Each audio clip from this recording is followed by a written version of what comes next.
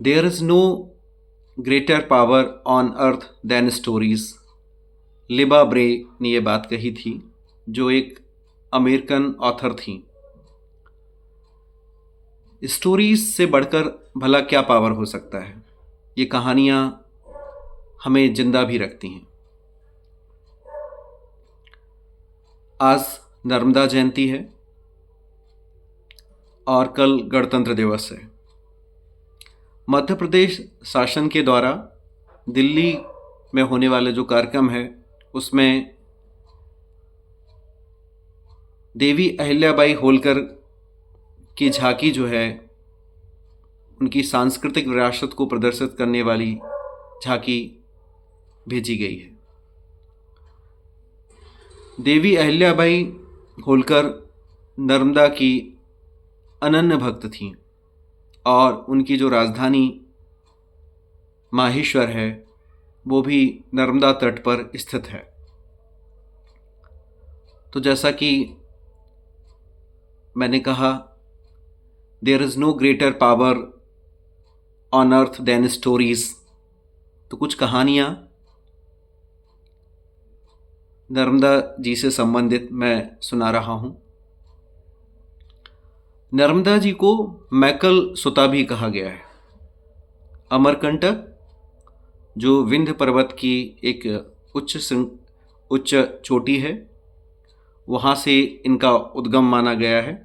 अमरकंटक से माँ नर्मदा का उद्गम है। मैकल एक राजा थे जिनकी ये पुत्री हैं। एक कथा ये भी है कि भगवान शंकर के पसीने से माँ नर्मदा उत्पन्न हुई हैं। साथ ही साथ चंद्रवंश राजा परुआ, उन्होंने तपस्या की थी और उनकी तपस्या से खुश होकर, प्रसन्न होकर भगवान शंकर ने माँ नर्मदा को स्वर्ग से उतारकर धरती पर भेजा था और उनके प्रवाह को सहने की क्षमता सिर्फ मैकल पर्वत में थी। जो रोचक कहानी है वो माँ नर्मदा और सोनभद्र जो कि एक नदी है, साथ ही साथ उसको नद भी कहा गया है। नदी का जो पुरुष रूप है नद, जैसा कि ब्रह्मपुत्र को कहा गया है, उनसे संबंधित कहानियाँ हैं। एक कहानी के अनुसार मंडप में सोनभद्र और माँ नर्मदा थीं, उनकी विवाह होने वाला था। पर उसी वक्त माँ नर्मदा को पता चलता है कि सोनभद्र जो है वो उनकी एक सखी जुहिला, जो कि एक आदिवासी नदी मानी जाती है, मंडला के आसपास इसका प्रवाह है। साथ ही साथ कथा के अनुसार इसको पवित्र नदी नहीं माना जाता है। तो नर्मदा जी को पता चलता है कि सोनभद्र जुहिला के प्रति आकर्षित हैं। तो ये बात जानकर नर्मदा मंडप से ही उठ के दूर चली जाती हैं और सोनभद्र जो है पुकारता रहता है, पर वो एक बार वहाँ से चलना शुरू करती हैं तो फिर मुड़कर नहीं देखती हैं। जैसा कि हम जानते हैं कि गंगा, गोदावरी और बहुत सी नदियाँ पश्चिम से पूर्व की ओर बहती हैं, पर माँ नर्मदा पूर्व से पश्चिम की ओर बहती हैं। ये सोनभद्र के साथ कुछ हिस्से काफ़ी दूर साथ में चलती हैं, फिर जो अलग होती हैं, फिर दोबारा वो एक नहीं होती है। तो एक कहानी तो ये है। दूसरी कहानी है कि राजकुमारी के रूप में नर्मदा जो होती हैं वो बहुत सुंदर होती हैं और उनके पिता मैकल स्वयंवर रखते हैं और एक शर्त रखते हैं कि जो राजकुमार, एक पुष्प है गुलाब कांवली, ये हल्दी की एक प्रजाति का पुष्प है, कि ये पुष्प लाके जो देगा उसी के साथ नर्मदा जी का विवाह किया जाएगा। इस दुर्लभ पुष्प को लाने का काम सोनभद्र कर लेते हैं, तो उनके साथ इनका विवाह निश्चित हो जाता है। माँ नर्मदा सोनभद्र को देखना चाहती हैं उनके लिए उन्होंने ख्वाब बुन लिए, पर मिलना संभव नहीं हो पा रहा था। तो उन्होंने अपनी सखी जुहिला से बोला कि आप पत्र लेके सोनभद्र के पास जाएं। जुहिला जाने के पहले नर्मदा जी के वस्त्र पहन लेती हैं, उनके श्रृंगार कर लेती हैं।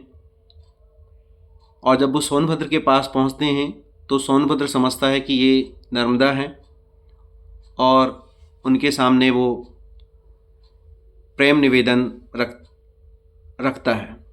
जुहिला उसको स्वीकार कर लेती है। नर्मदा जी काफ़ी दिन इंतज़ार करने के बाद जब पहुंचती हैं तो वो देखती हैं कि सोनभद्र और जुहिला साथ में हैं। तो फिर वो वहाँ से लौट आती हैं और हमेशा कुंवारी रहने का वो मन बना लेती हैं। तीसरी कहानी भी इसी तरह की है कि सोनभद्र और नर्मदा जी दोनों बचपन में एक साथ एक ही जगह पर उनका जन्म होता है। दोनों नदियां अमरकंटक से बनती हैं,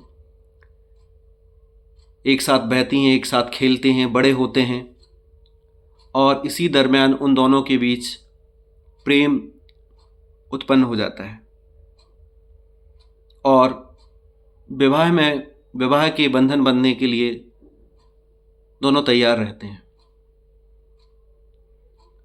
पर नर्मदा को पता चलता है कि सोनभद्र जो है वो जुहिला के प्रति आकर्षित है, जुहिला को चाहते हैं। तो बस नर्मदा वहाँ से भाग जाती हैं। सोनभद्र पुकारते रहते हैं, पर एक बार जब वहाँ से दूर हो जाती हैं तो फिर दोबारा नहीं लौटती हैं। जैसा कि हम सभी जानते हैं कि नर्मदा पूर्व से पश्चिम की ओर बहने वाली नदी हैं। तो ये बड़ी रोचक कहानियां हैं। इसके धार्मिक महत्व भी हैं। स्कंद पुराण में इसके बारे में बताया गया है कि सरस्वती में 3 बार स्नान करने से जो पुण्य प्राप्त होता है, यमुना जी में 7 बार नहाने से जो पुण्य प्राप्त होता है, गंगा जी में 1 बार नहाने से जो पुण्य प्राप्त होता है, नर्मदा जी के सिर्फ दर्शन करने से वो पुण्य प्राप्त होता है। कुछ इसी तरह की बातें हैं। इन सभी नदियों का कुछ क्षेत्र विशेष में ज़्यादा महत्व है, पर नर्मदा जी का महत्व शहर, गांव, पहाड़ सभी जगह बताया गया है। इसके अलावा गंगा, सरस्वती, गोदावरी को 3 वेदों का स्वरूप माना गया है और एक वेद सोमवेद जो है उसको मां नर्मदा का स्वरूप माना गया है। तो इस तरह की बहुत सी बातें हैं। हम आपने सभी ने सुन रखा है कि नर्मदा जी की परिक्रमा की जाती है, प्रदक्षिणा की जाती है। प्रदक्षिणा गंगा जी को दाहिनी तरफ रखते हुए उसकी एक पूरी परिक्रमा होती है, उसका एक अपना महत्व है। तो ये सभी बातें नर्मदा जी से जुड़ी हुई हैं।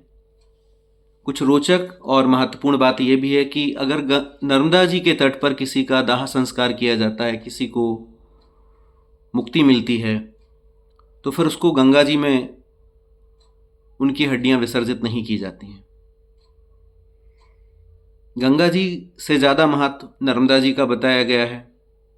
ऐसा माना गया है कि एक विशेष मुहूर्त में गंगा जी स्वयं काली गाय का रूप धर के नर्मदा जी में स्नान करने आती हैं और स्नान करने के बाद उनका स्वरूप सफ़ेद गाय का हो जाता है। तो बस नर्मदा जयंती की शुभकामनाएं।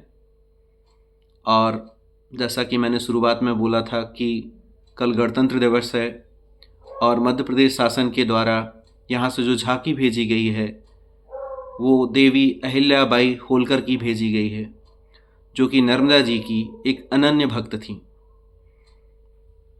त्वदीय पाद पंकजम नमामि देवी नर्मदे, नर्मदे हर। साथ ही साथ कल के लिए गणतंत्र दिवस की शुभकामनाएं। धन्यवाद।